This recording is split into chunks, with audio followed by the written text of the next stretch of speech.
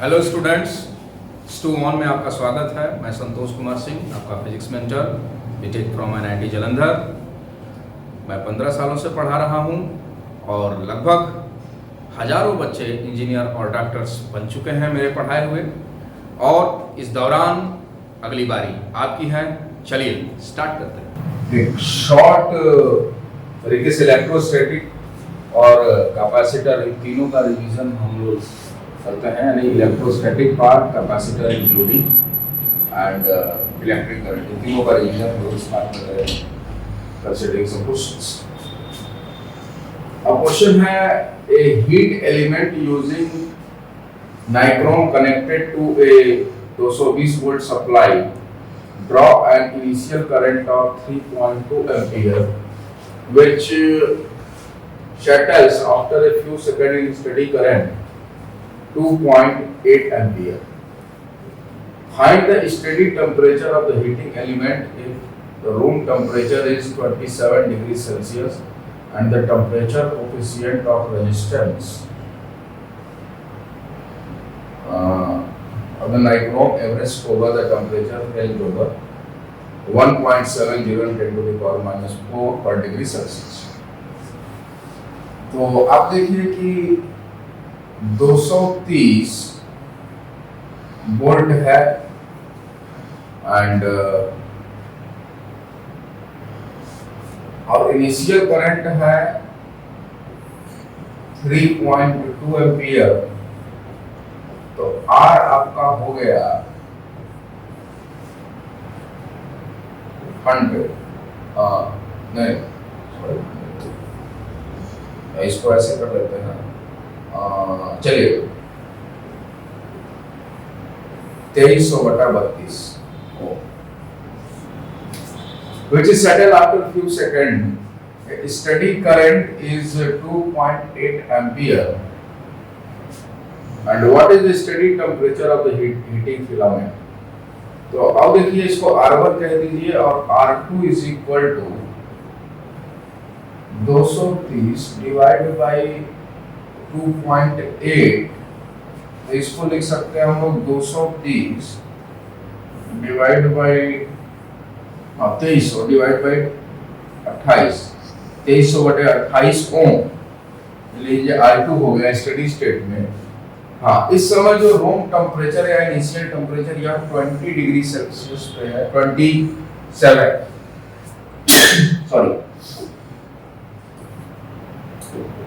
27 degree Celsius. तो आपको formula लगाना है। देखिए डायरेक्ट आपको या इनिशियल और फाइनल रेजिस्टेंस नहीं दिया, आपको निकालना होगा। तो formula R2 is equal to R1 1 plus alpha delta theta, जहां पर R1 की वैल्यू आप पुट करेंगे 2300/32, R2 की वैल्यू पुट करेंगे 2300/28 और 1 plus alpha delta T theta. तो अब देखें कि अल्फा डेल्टा थीटा जो है, यहाँ पे अल्फा की वैल्यू दे रखा है और यहाँ से आप डेल्टा थीटा पुट करके कैलकुलेट करेंगे। तो फार्मूले में आप जो पुट करेंगे, देखिए तो 27 ये दिया हुआ है इनिशियल टेम्परेचर, या डेल्टा थीटा कैलकुलेट करके फाइनल जो टेम्परेचर आएगा वह initial temperature 27 plus delta theta कर देंगे तो फाइनल टेम्परेचर आएगा और ये 867 डिग्री सेल्सियस। तो आपको मैं स्टेप्स बताऊंगा, हर एक कैलकुलेशन पार्ट से हम लोग मूव नहीं करेंगे। वो आइडिया लग गया होगा कैसे हमने चलना है। Question, determine the current in drawn from the source. आप देख पाए तो यहाँ पे 10 ओम है, 5 ओम है, यहाँ 5 ओम, यहाँ 10 ओम और 10 ओम का यहाँ लगा हुआ है। तो रेशियो देखें तो 2:1 और 1:2, तो यह व्हीटस्टोन ब्रिज भी नहीं है। तो एक तो मेथड था स्टार डेल्टा मेथड, जिसको नीट पर्पस से भी देखें तो इसको लगाने की आवश्यकता नहीं है। और बेसिक मेथड आपको केसीएल बताया था इस ऐसे सर्किट को सॉल्व करने का। देखिए हम आपको समझाते हैं कैसे इसे सॉल्व करेंगे।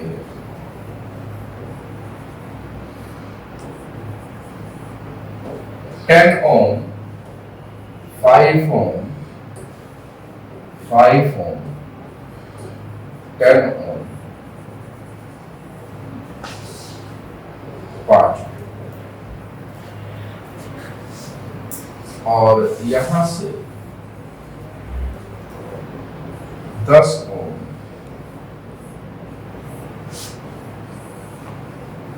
10 ओम।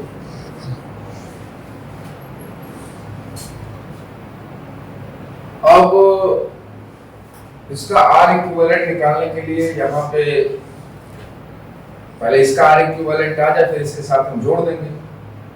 तो इसका सिर्फ आर इक्विवेलेंट निकालने के लिए इसको हटा लेते हैं और देखिए क्या काम कीजिए, सॉल्व। देखिए आपको ये करना है कि यहाँ पे इसको अलग से, इसको सिर्फ सॉल्व करते हैं। इसको मैंने बताया था 100 वोल्ट की बैटरी से जोड़िए, यहाँ पे 100 वोल्ट, यहाँ पर 0 वोल्ट। बैटरी 20 वोल्ट भी ले सकते हैं, 10 वोल्ट, 20 वोल्ट, कुछ भी ले सकते हैं। यहाँ पे X होगा जो करंट इधर से जाएगा और दोनों अलग अलग होगा, इधर I1 इधर I2, और ड्यू टू सिमेट्री यहाँ करंट देखिए रिवर्स ऑर्डर में हो जाएगा, यहाँ पे I2 यहाँ पे I1। यहाँ का पोटेंशियल X, तो यहाँ देखिए यहाँ पे 0 है और करंट I1 है, और इसमें भी देखिए करंट I1 है, पोटेंशियल डिफरेंस आप देखें तो 100 माइनस X है। तो यहाँ पे क्या रख दें, पोटेंशियल डिफरेंस 100 माइनस X बन जाएगा, क्योंकि करंट सेम है, रेजिस्टेंस भी सेम है। तो यहाँ का जो पोटेंशियल होगा which is equal to 100 minus X, और 100 माइनस X माइनस 0 तो potential difference 100 minus X। Apply कर देंगे KCL, X पे KCL लगा दिया हमने। देखिए लिखेंगे X minus 100 by 10 plus X minus 100 minus X, तो 100 plus X by 5 plus X minus 0 by 5 is equal to 0। देखिए जरा इसे, तो यहाँ पे एलसीएम यदि लेंगे तो 10 आएगा, और ये हो जाएगा x minus 100 plus 2x minus 200 again 2x, और फिर इसके साथ हो जाएगा 2x इज इक्वल टू 0। यहाँ से 2x 4x 7x is equal to 300, x is equal to 300 by 7। ये आया x की वैल्यू। तो आप R इक्विवेलेंट निकालने के लिए क्या करेंगे, R equivalent is equal to 100 upon I1 plus I2 net current, तो 300 by 7 by R है आपका 5 प्लस, अब देखिए 300 100 माइनस 300 बाई 7 यानी 400 बाई 7, 400 बाई 7 अब बाई 10 तो हो जाएगा 70। तो आप इसको ऐसे देखें तो 2 जीरो यहाँ से कॉमन करके ऐसे कैंसिल कर दें सीधे, और एलसीएम ले लें आप 70 देखिए ऊपर चला जाएगा एलसीएम लेंगे तो, और इधर बनेगा देखिए आपका 6 प्लस 4 यानी 70 by 10 that is equal to 7।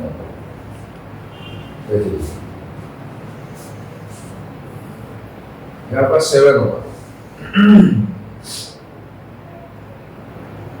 ये 2 जीरो यहाँ से कॉमन किए, कैंसिल कर दिया हमने, तो 1/3 बाई 35 प्लस 4 बाई 70, 70 लिया एलसीएम, और वो 1 डिवीजन में है तो 70 ऊपर चला जाएगा। तो यहाँ पे 2 into 3 6 plus 4 that is 6 plus 4 10, R equivalent, यानी इसका जो आर इक्विवेलेंट है ध्यान रखिएगा 10 आएगा। अब पूछा है कि determine the current drawn from the source, तो फिर उसके बाद इसका रेजिस्टेंस आपका आ गया, इसके साथ आप ऐड कीजिए और फिर डिवाइड कर देंगे तो आपका फाइनल आंसर आता है। ठीक है, अब बेसिक प्रोसीजर है। Determine the current drawn from a 12 volt battery and internal resistance is 0.5 ohm at the infinite network. तो देखिए 1 1 1 1 1 1 1 1 1, तो हमने ऐसे आपको सिखाया था कि यहाँ पे देखिए इसके क्रॉस, सॉरी इसके अक्रॉस यदि 12 वोल्ट की बैटरी और 0.5 ओम लगेगा तो पहले इसके अक्रॉस हमारी इक्विवेलेंट निकाल लें। यदि हम इसको A कहेंगे और इसको B कहेंगे तो ये भी टर्मिनल आपका A होगा और ये भी टर्मिनल आपका B होगा। तो अब आप यहां से देखें तो आप इसको इस तरीके से कंसीडर कर सकते हैं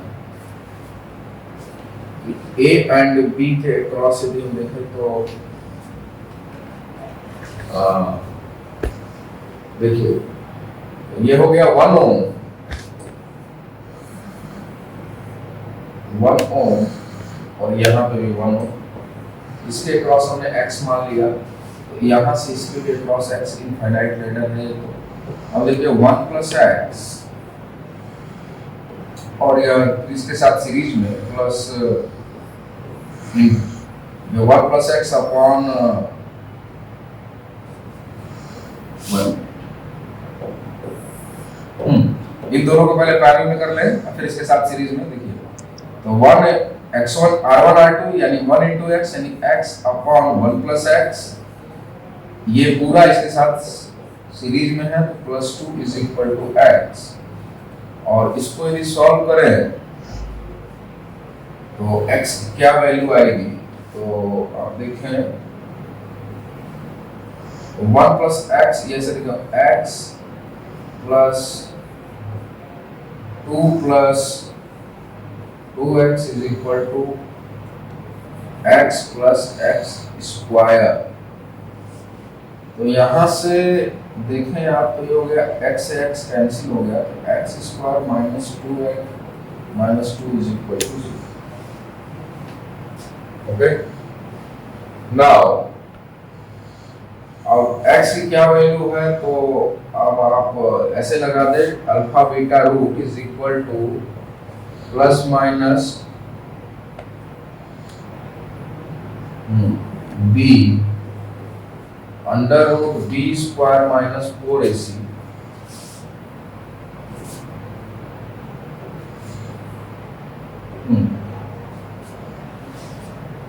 तो b square minus 4ac upon 2a। तो यहां से देखिए 1 और ये वैल्यू कैलकुलेट करेंगे। लेट से जो पॉजिटिव रूट होगा उसको आप कंसीडर कर लीजिएगा, मान लिया वो अल्फा है, पॉजिटिव वाली वैल्यू कंसीडर कर लेंगे।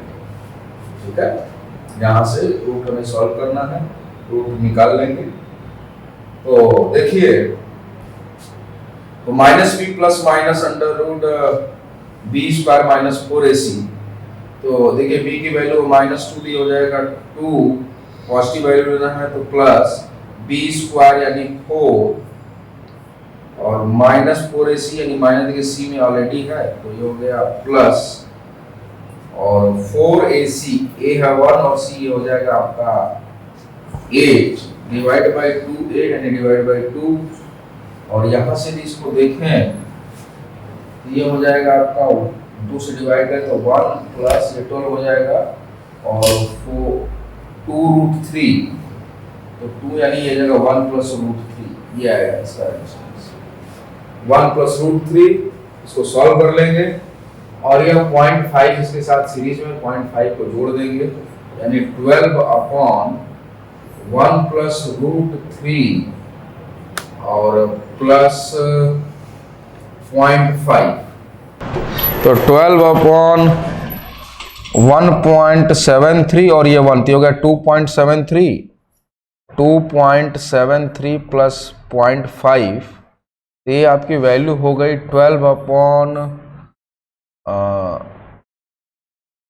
3.23, तो लगभग 3 से ज़्यादा है, तो वैल्यू जो आप आएगी, यदि 3 रहता तो 4 आता, और यह ज़्यादा वैल्यू है, यानी 4 से कुछ कम आएगा, और ये 4 से कुछ कम वाली वैल्यू देखिए आपका ये है 3.7, तो ये final answer is 3.7 ampere. Okay, moving to the next question. Figure show a potentiometer. देखिए हमने पिछले क्वेश्चन में क्या क्या किया, एक बार एक ओवरव्यू दे दें। देखिए ये तो सिंपल बेस्ड क्वेश्चन था, फार्मूले पे R2 is equal to R1 1 plus alpha delta theta पे बेस्ड था। ये जो क्वेश्चन था यह इस टाइप का नेटवर्क मैंने सॉल्व कराया है अनबैलेंस व्हीटस्टोन ब्रिज का, और फिर उसके बाद यह इनफाइनाइट सीरीज का इस टाइप से भी क्वेश्चन कराया मैंने। और ये भी जो भी क्वेश्चन यहाँ पे लिए गए सब प्रीवियस ईयर में किसी न किसी पेपर में आए हुए हैं बच्चों। तो अब देखिए figure show a potentiometer circuit for comparison of the two resistance, the balance point with standard resistance R is equal to 10 Om.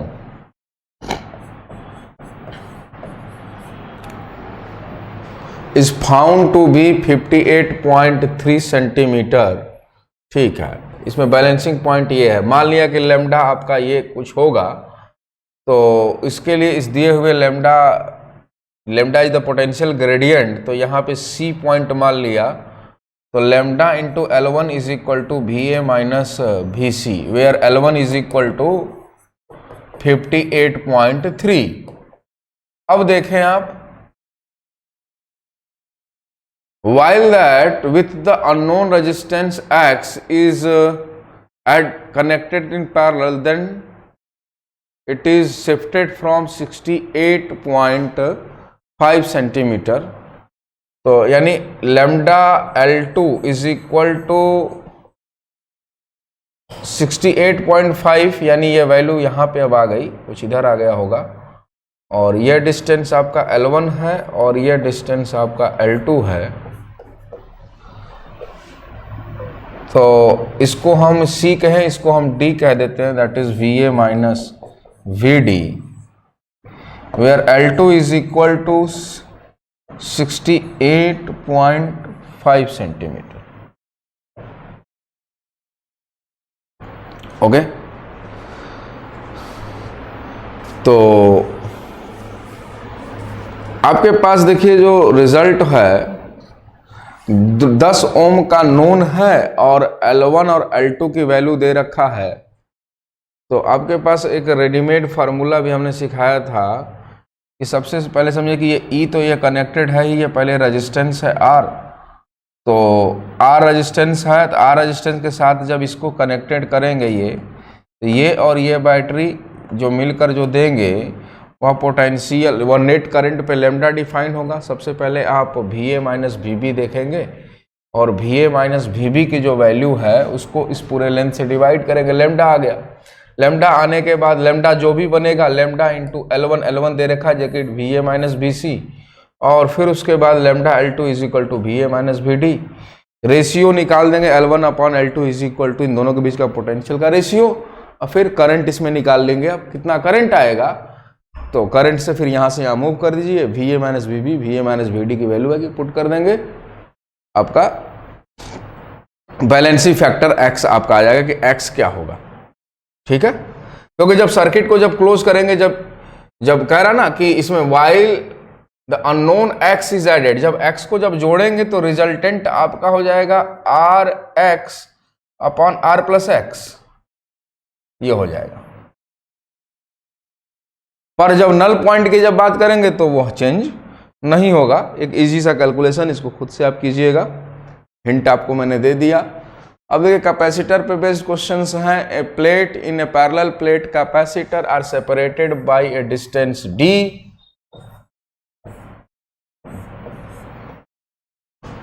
with air as a medium between the two plates in order to increase the capacity by 66%।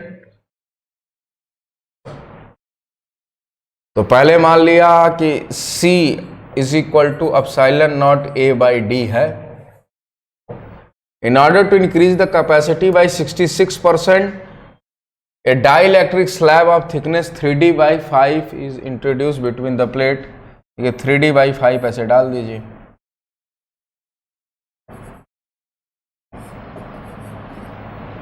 What is the dielectric constant of the slab? तो इसके dielectric constant को हमने K कह दिया। अब देखिए ये जो डिस्टेंस है यह ये और ये, इन दोनों गैप को मिलाकर आप देखें तो यह d minus 3d/5 is equal to 2d/5 air वाला पार्ट होगा और बाकी डाइलेक्ट्रिक होगा, और यह दोनों के दोनों ही यहाँ से यहाँ दोनों के दोनों सीरीज में होंगे। तो अब आप ऐसे लिख लें 1/C1 plus 1/C2 is equal to 1/C equivalent. अब देखें 1/C1 तो 1/ε0 A/d जो d है thickness is equal to 2d/5 plus 1/C2 तो ε0 A into dielectric constant K/d separation 3d/5। तो देखिए 5 आपका अच्छा यहीं पे लिख देते, चलिए 3d/5 is equal to 1/C equivalent. और इसको पलटेंगे बाद, छोड़िए इसको यहीं पे छोड़ देते हैं। C जो है यह है कह रहा है इसका 67% बढ़ जाता है, यानी कैपेसिटेंस बढ़ जाएगा। तो कैपेसिटेंस कितना हो जाएगा? तो 1.66 C हो जाएगा। C that is equal to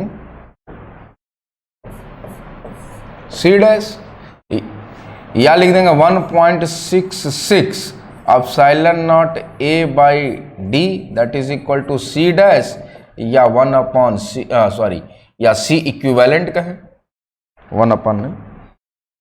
तो अब इसका उल्टा रखें तो 1/C equivalent is equal to देखिए d/ε0 A और 1.66 ये हो गया। अब इसी के बराबर यह वैल्यू यदि हम पुट करें, देखिए यहाँ से d/ε0 A इंटू 1.66, तो देखिए ε0 A कैंसिल हो गया और d भी कैंसिल हो जाएगा।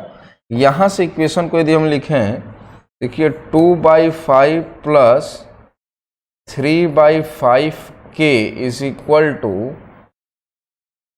1/1.66। हमको लगता है इसके आगे का कैलकुलेशन आप आसानी से कर सकते हैं। एंड यदि हम देखिए 3 पुट करें तो एक अप्रॉक्सीमेट आइडिया, देखिए ऑप्शन नंबर C है। इसके बाद कैलकुलेशन आप खुद कर सकते हैं या चेक कर सकते हैं। 3 यदि पुट करेंगे तो यह लगभग ये 1/5, ये 2/5, 3/5 और 3/5 को 3 से यदि काटे तो 1.66, ठीक है, बहुत सही। तो C की वैल्यू आपकी जो K की वैल्यू आएगी वो 3 is the correct answer. Procedure आपको पता चल गया, ठीक है। Moving to the next question. A slab of material of a dielectric constant K has the same area of the plate capacitor, but the thickness is 3d/4, where d is the separation of the plate. How the capacitance change with the slab is inserted between the plate? देखिए वही same procedure था जो हमने पिछले procedure में हमने किया ना, यहाँ प्लस का साइन लग गया। हाँ, पिछले वाले प्रोसीजर में क्या किया, 1/C1 plus 1/C2 is equal to 1/C equivalent. तो एरिया सेम है, थिकनेस इसका कम दिया है, तो 1/C1 plus 1/C2 is equal to 1/C equivalent, क्योंकि यह भी एक दूसरे के साथ सीरीज में होंगे। देखिए कंडीशन यही है, एक डाइलेक्ट्रिक डाला गया है और कहीं पे भी डाल सकते हैं, इधर भी डाल सकते हैं, बाकी का स्पेस छोड़ दीजिए। तो ये जो डाइलेक्ट्रिक है यह 3d/4 सेक्शन पे है, यह पूरा। तो ये d/4 आपका एयर है, इसके कैपेसिटेंस को C1 कहें, और ये जो एयर वाला पार्ट है यहाँ पे K दे रखा है, यहाँ पे K बराबर आपको 1 कंसीडर करना है। अब इसके कैपेसिटेंस को C1, इसको C2। अब देखिए 1/C1 + 1/C2 is equal to 1/C equivalent. अब इसको आप आसानी सॉल्व कर सकते हैं just like a previous question. Okay, moving to the next question. A capacitor of 2 microfarad is charged as shown in figure। तो ये जो पोजीशन है, इस पोजीशन पे चार्ज किया गया, तो इस पे जो चार्ज आएगा Q बराबर 2V आएगा, 2 माइक्रोकुलम। ओके, अब कह रहा when the switch is turn to the position 2। अब चार्ज होने के बाद इस पोजीशन से इसको हटा दिया और इसके साथ यदि कनेक्ट कर देंगे तो ये charge capacitor connected to this, तो नेट चार्ज देखिए अब यह दोनों एक दूसरे के क्रॉस, यहाँ पे A दे दीजिए, यहाँ पे B दे दीजिए, और एक दूसरे के क्रॉस ये पैरेलल में हो गए, तो C equivalent across AB, C equivalent across AB is equal to, दोनों को ऐड कर दीजिए, that is equal to 10 microfarad. Okay, now the potential difference across A and B, तो VA minus VB is equal to, ठीक है, charge तो वही होगा, चार्ज तो चेंज होगा नहीं, क्योंकि नेट चार्ज, अब यही चार्ज इन दोनों पे डिस्ट्रीब्यूट होगा, तो अब यह चार्ज का कुछ पार्ट इस पे आएगा, कुछ पार्ट इस पे आएगा, तो वही 2 वोल्ट जो 2V माइक्रोकुलम है divide by 10 is the capacitance. तो इसको कह सकते हैं V/5 हो गया पोटेंशियल डिफरेंस। कह रहा the percentage of the energy stored dissipated.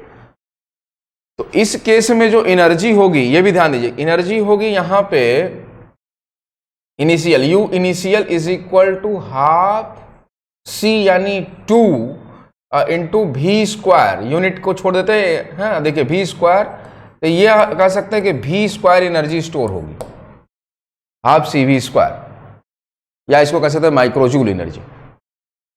तो V² माइक्रोजूल एनर्जी सेव हुई। अब जब इससे कनेक्ट करेंगे तो जो कैपेसिटर की एनर्जी है वह एनर्जी देखिए कितनी हो जाएगी इन दोनों की जोड़ के, तो पोटेंशियल डिफरेंस हो गया आपका V/5। अब अलग अलग लगा सकते हैं, तो इस पे जो एनर्जी होगा फर्स्ट वाले पे, इसको Q1 डैश कह दिया is equal to half C is 2 into V² यानी V/25, और प्लस दूसरे की एनर्जी U डैश लिख देते हैं, प्लस दूसरे की energy half plus half C is 8 into V², V² is, देखिए यहां से देखें तो V²/25, तो ये हो जाएगा आपका 4, और ये हो कैंसिल हो जाएगा, तो V²/25 और V²/4V²/25, 5V²/25, तो इसको हम कह सकते हैं V²/5। तो आप देखिए कि इतनी एनर्जी सेव रही और इतनी एनर्जी पहले थी, तो V² था और बाद में हो गया V²/5, यानी 10 जूल था, 2 जूल बचा, यानी 80% एनर्जी लॉस हो गई। Option number C will be the correct. Moving to the next question, a series combination of N1 capacitor of each capacitance is C1। ऐसे देखिए, ऐसे हैं N1 है जिसको 1 2 और सबका capacitance C1 is charged bye a source of potential 4V। यहां से इसको चलिए चार्ज कर लेते हैं 4V पोटेंशियल से। When another parallel combination of N2 of each capacitance C2 is charged by the same source of potential, by the source same is potential V, then अब ऐसे देखिए, इसको भी फिगर बना लेते हैं, 1 2 और ऐसे आपके 1 2 और ऐसे हैं N2 और सबका कैपेसिटेंस C2 C2 C2 और इसको एक बैटरी है जिसका potential difference big volt. It has same total energy store in it as the first combination has. Then the value of C2 in term of C1 is। तो बहुत ही आसान question है। इसको आप देखिए CCC है तो C1 C1 तो C1 बाई N1 हो गया एक कैपेसिटेंस। इसको 4V से कनेक्ट कर दीजिए आप, इसकी एनर्जी निकाल लीजिए और इसकी एनर्जी देखिए क्या लिखें हम, तो U1 इज इक्वल टू लिखेंगे half C1 by N1 into 4V square यानी 16V square, equation number first. And यहां से देखें तो U2 इज इक्वल टू, देखिए इसको सारे को जोड़ दें तो सब ऐड हो जाएंगे, तो C2 C2 C2 C2, तो ये देखिए हाफ C इक्विवेलेंट हो जाएगा N2 C2 into V square. तो अब कह रहा है कि यह एनर्जी दोनों की सेम है। ये देखिए थोड़ा पार्ट हटा रहे हैं अब डायग्राम।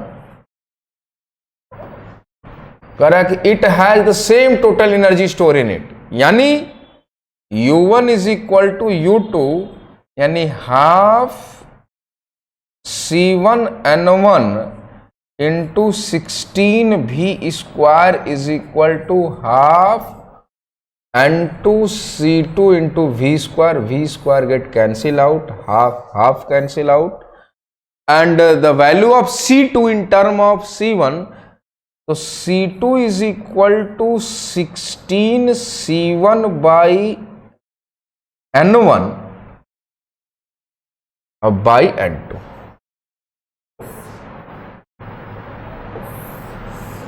ये रहा, यानी option number D will be the correct.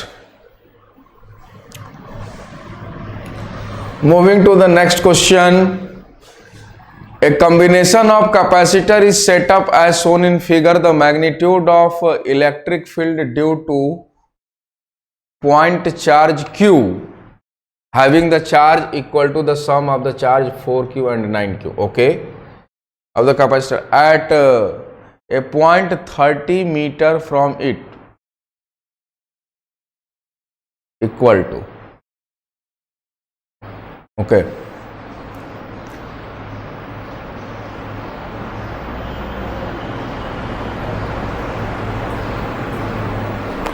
देखिए ये आप देखें तो पहले ये 3 और 9 ये हो गया आपका 12 और 4 सीरीज में हो गए, तो 12 गुणे 4 डिवाइड बाई 12 4 16, 12 इंटू 4 बाई 16, तो ये हो गया 4 और ये हो जाएगा 3, तो यानी इस पूरे का मिलाकर हो गया आपका 3 माइक्रोफैरड, और यह तो 2 है ही और 16, तो एक ऐसे समझिए कि 3 माइक्रोफैरड 2 माइक्रोफैरड और ये 8 वोल्ट 2 माइक्रोफैरड।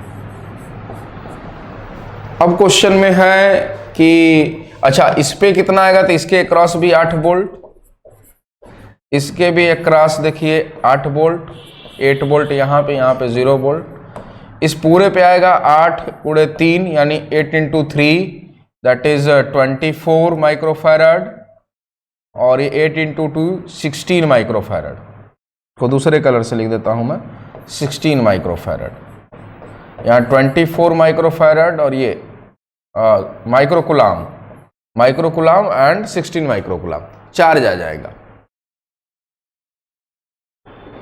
तो the magnitude of electric field due two point charge Q at distance 30 centimetre from it, okay.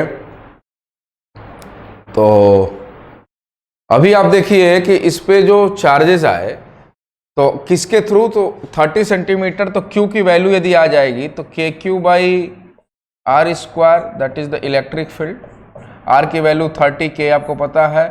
आपको Q की वैल्यू निकालनी है कि यह Q होगा क्या। तो आप ऐसे देखिए, पहले चार्जेस निकाल लीजिए।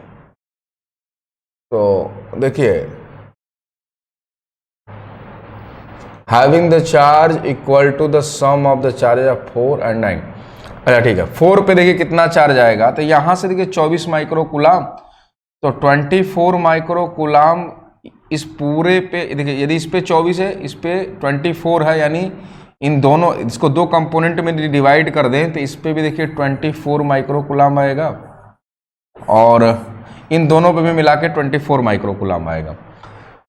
तो अब आपको ये देखना है कि 24 माइक्रो कूलाम से इस पे कितना आएगा, इस पे कितना आएगा। तो जो कैपेसिटेंस का रेशियो होता है वही चार्ज का भी रेशियो होता है। तो यहाँ पे 1:3 का रेशियो है, तो यहाँ पे 24 माइक्रो कूलाम भी देखिए 1:3 रेशियो में डिवाइड होगा। तो टोटल 4 हिस्सा कर दें तो देखिए इसका हो जाएगा आपका 4 हिस्सा, यानी 4x इज इक्वल टू 24, यानी x इज इक्वल टू 6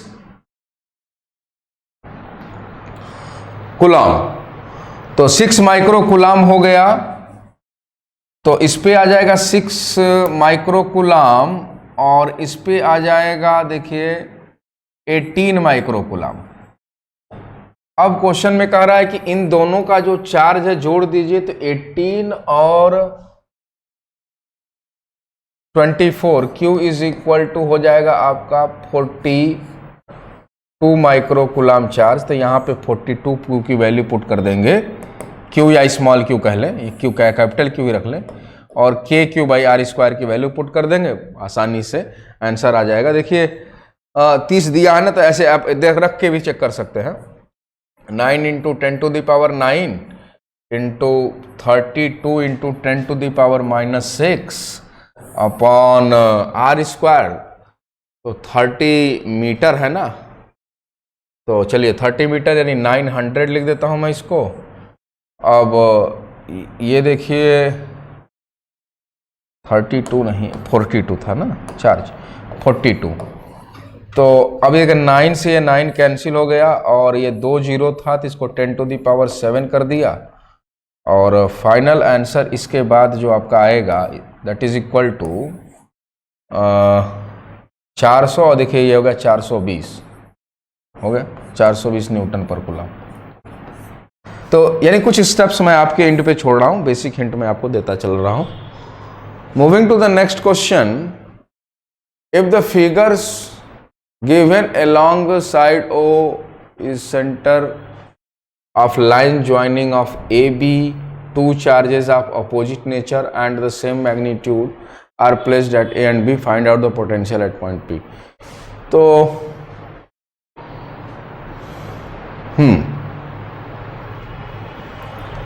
यहाँ पे इसने ये नहीं कह रखा है कि आपको A की वैल्यू को पोटेंशियल एट पॉइंट P, तो देखिए इस पॉजिटिव की वजह से पोटेंशियल, इस नेगेटिव की वजह से पोटेंशियल यहाँ पे होगा।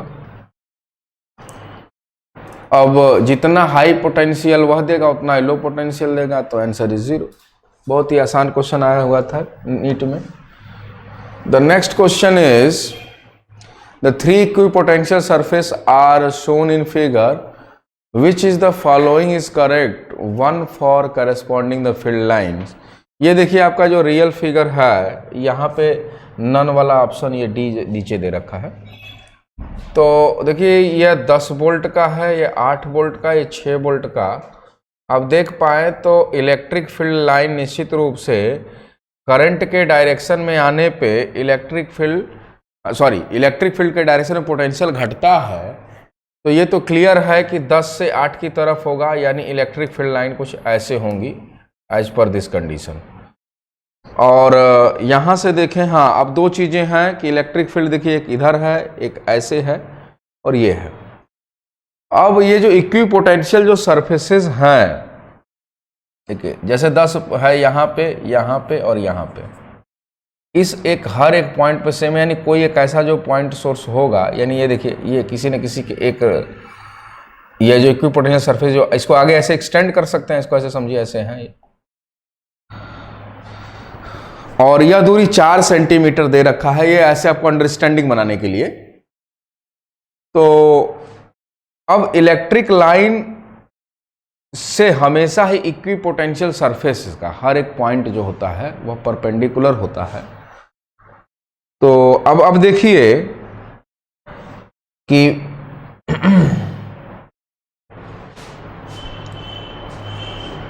ये वाला क्यों नहीं होगा, इसके पीछे क्या रीजन है।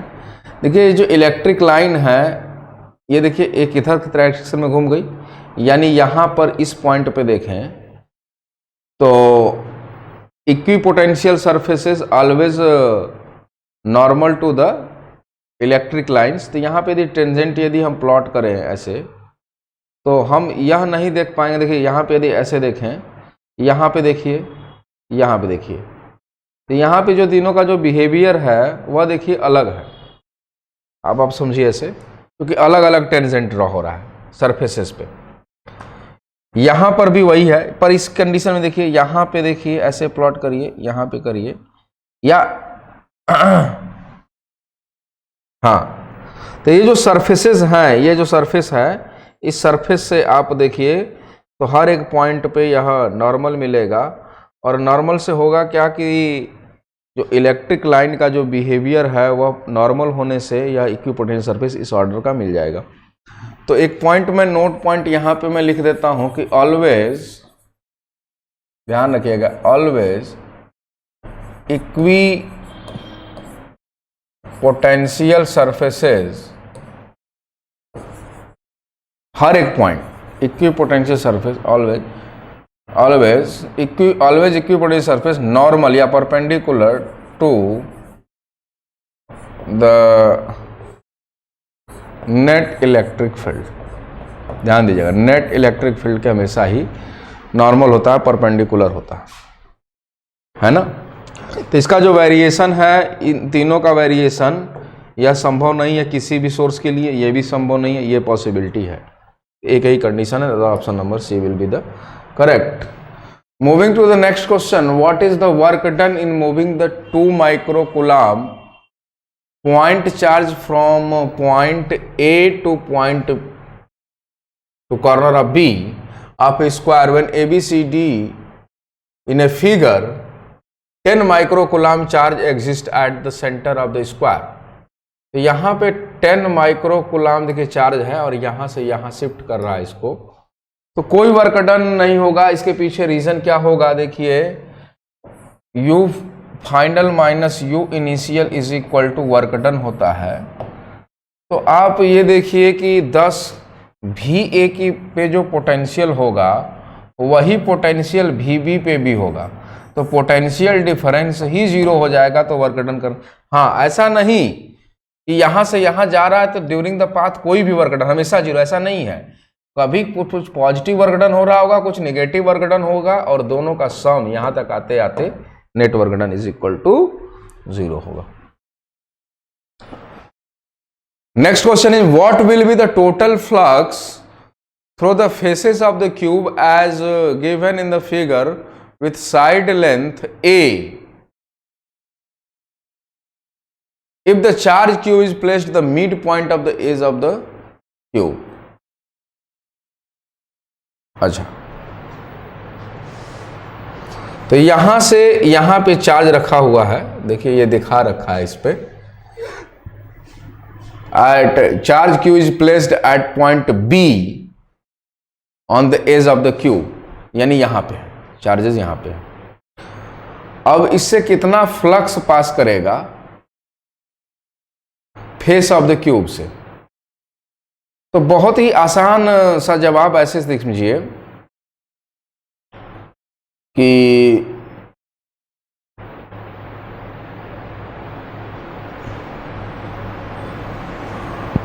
यदि यहां पे या यहां पे, देखिए यहां पे तीनों का एक अलग अलग कंडीशंस होते हैं। यदि बीचों बीच यदि रखा होता तो टोटल फ्लक्स जो पास करता है Q by epsilon not pass करता है। अब आप समझिए कि यहां पे रखा हुआ है, तो अब इससे कनेक्टेड कितने फेस हैं? तो अब देखिए इससे कनेक्टेड एक फेस ये वाला है, और यहां पे जब चार्ज है तब, और इस चार्ज को कंसीडर करते हुए आप ऐसे समझिए कि इस ज्योमेट्री को ऐसा कीजिए कि यह एक रेगुलर ज्योमेट्री के अंदर यह घिर जाए, ऐसे एक बड़ा सा बॉक्स बने उसके अंदर ही आ जाए। तो इस साइड को कंसीडर करते हुए एक क्यूब आप इधर रख लीजिए, ऐसे देखिए, एक क्यूब इसके नीचे रखिए, एक इधर रखिए और 4 इधर रखिए। तो इससे आप क्या पाएंगे कि जो यह बी पॉइंट पे जो रखा हुआ है मिड ऑफ द एज, या इसको एक फिगर के थ्रू मैं ऐसे समझाऊं, जैसे क्या लिया जाए,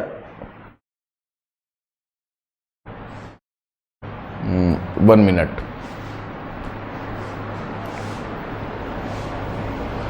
इसकी ज्योमेट्री के लिए चलिए आइए मोबाइल से आपको समझाते हैं। देखिए आपको ये एक फेस दिख रहा होगा, ठीक है। अब इस फेस में जो सामने वाला है ये होगा, एक ऊपर होगा, इसके साइड होगा। अब ये जो साइड जिसको हमने इस तरीके से दिखा रखा है, यहां पे चार्ज है ना। तो जब चार्ज यहां पे, तो एक इधर रखिए। अब ये जो चार्ज है इस लाइन के बीचों बीच आ गया, इस लाइन के, ये देखिए जिसका साइड लेंथ देखिए 2a हो गया, ये देखिए साइड लेंथ आपका 2a हो गया। अब 2a के बीचों बीच में आ गया, ये एक ऐसे क्यूब बने, ऐसा बनाइए कि 2a का डायमेंशन का एक क्यूब बन जाए। अब इसके ऊपर एक रख देंगे तो ऊपर से भी डायमेंशन देखिए 2a हो जाएगा। इधर से रख देंगे तब भी एक डायमेंशन 2a हो जाएगा। मैंने हर एक डायमेंशन को 2a 2a 2a बढ़ाना है। अब आप समझिए, अब ये जो क्यूब आई देखिए ऐसे कितने होंगे, तो देखिए एक इधर एक इधर एक इधर, तो ऐसे हम 4 रखेंगे। देखिए 1 2 3 4 क्यूब रख देंगे तो ये जो डायमेंशन बन जाएगा 2a का बन जाएगा, यानी 2a साइड लेंथ का क्यूब बनेगा, जहां पर यह बी पॉइंट बीचों बीच आएगा, है ना। तो 4 क्यूबों का सेक्शन देखिए ये है, और यहीं पे रखा हुआ है यह पॉइंट देखिए जहां पे चार्ज रखा हुआ है, और ये पॉइंट कहां होगा, देखिए इसके उठा ये दोनों जो है सेक्शन या इनके बीचों बीच होगा, ये यहां पे आएगा, ये है ना। तो अब इससे कितना पास करेगा, तो टोटल पास करेगा क्यू बाई एप्सिलॉन नॉट। अब तो रेगुलर ज्योमेट्री में आ गया ये, तो किसी एक से कितना पास करेगा, तो कहेंगे क्यू बाई 4 एप्सिलॉन। इसी टाइप का क्वेश्चन एक ऐसे भी बनता है कि यदि कोई क्यूब है और चार्ज किसी एक कॉर्नर पे रखा हुआ है, तब कितना पास करेगा। तो उस केस में देखिए 16 रखना पड़ता है, एक इधर एक इधर एक इधर एक इधर, 4 इधर 4 इधर, 8 रखते हैं तब जाके ज्योमेट्री कंप्लीट होता है, और क्यू बाई 8 एप्सिलॉन नॉट किसी एक से पास करता है। ये इसी टाइप के क्वेश्चंस में था ये। Moving to the next question, 3 charges are placed at vertices of equilateral triangle of side length L as shown in figure. तो 3 charges are placed on the vertices, ये देखिए दे रखा है, for what value of the Q electric potential energy of the system is 0। तो अब आप देखिए कि इसका 3 पेयर बनेगा, तो ऐसे समझिए K Q capital Q upon L plus K Q square by A plus ये value again into 2 times is equal to 0। A नहीं, ये L ही साइड लेंथ है, तो यहां से L और L 0 हो जाएगा, यहां से Q से Q कट जाएगा, K से K कट जाएगा। तो देखिए Q बराबर आपका आ रहा है -Q बाई 2। बहुत ही आसान क्वेश्चन था ये।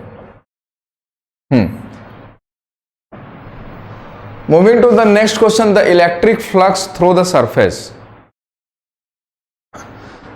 पहला देखिए, हमने अभी आपको बात कहा था कि यदि रेगुलर ज्योमेट्री होगी, यानी रेगुलर यानी जो चार्जेस का प्लेस है वह चार्जेस उसके ज्योमेट्रिकल सेंटर पे होगा, तो टोटल फ्लक्स पास करेगा वह इक्वली डिस्ट्रीब्यूट होगा हर एक डायमेंशन के साथ।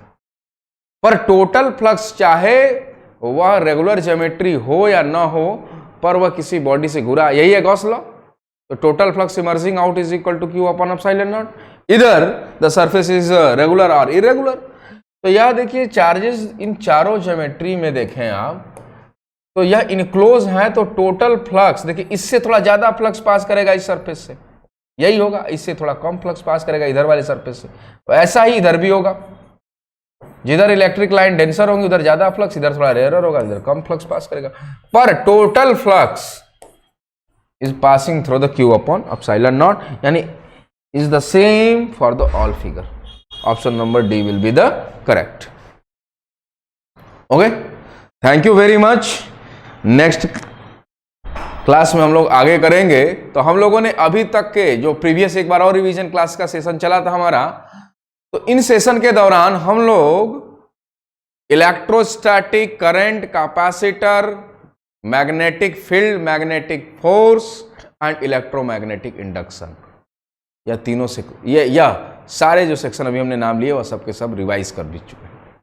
ठीक है, नेक्स्ट क्लास में हम लोग आगे मिलेंगे बच्चों। Thank you. On is to on, study is always on. Concepts के बेहतर रियलाइजेशन के लिए इज टू ऑन पर बने रहिए।